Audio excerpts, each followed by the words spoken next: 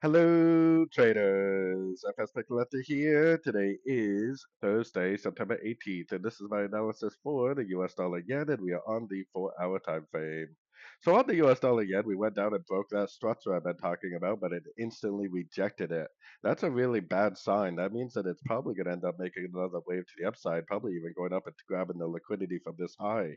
I still think this looks like a WXY, but maybe it's going to turn into a WXYXZ pattern, which means that potentially it's going to make another three waves up, maybe even take out these highs before it potentially ends up going down. WXYXZ pattern is definitely a well-known pattern in the Elliot wave world. So going down to the 1 hour time frame, if that is true, then anything we see to the downside on these sort of time frames, we should consider is a pullback within an uptrend.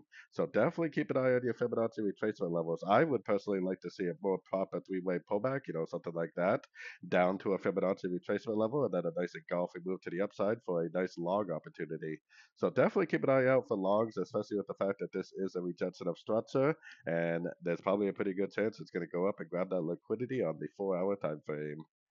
So, anyways, don't forget to check out my website linked over here in the corner. And as always, thank you for watching and happy trading.